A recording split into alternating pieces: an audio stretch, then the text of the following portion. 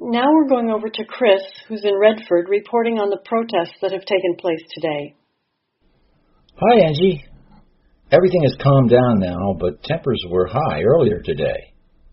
This is the second day of protest against the new highway, and people refuse to accept this plan. They don't want to see a big new road coming through this area. Tell me about Redford, Chris. What sort of area is it?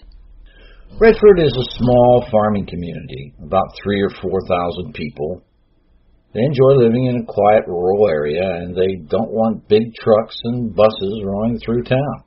Were there any arrests today? I spoke to the Redford Police Department, and they said there were no arrests, but some people were told to move on, and warned that they would be arrested if they didn't. I talked to some of the protesters earlier this afternoon. Why are you here, ma'am?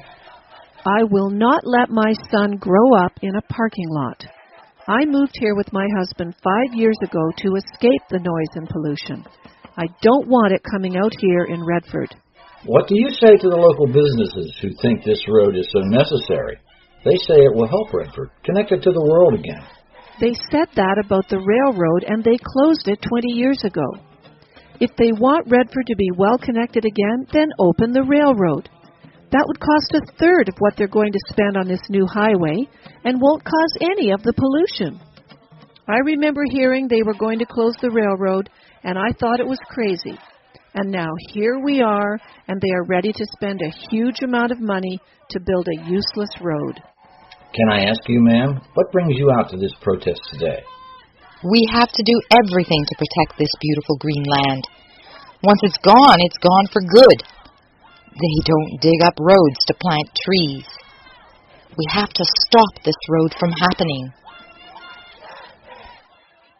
A lot of angry people there, Chris? I spoke to other people, and they said things I can't put on the radio. It's difficult to understand the anger here without seeing it yourself. I understand that construction is due to begin very soon. The protesters are determined to stop that. This will be in the courts tomorrow as a legal challenge to construction of the highway. They say they will stop protesting if the local government stops building and starts talking to them. Is there any sign of that happening? Yesterday, I spoke to the local congressman, and he said he understands people's democratic right to protest, but the highway goes ahead. Thanks. Chris in Redford, we'll keep an eye on that story.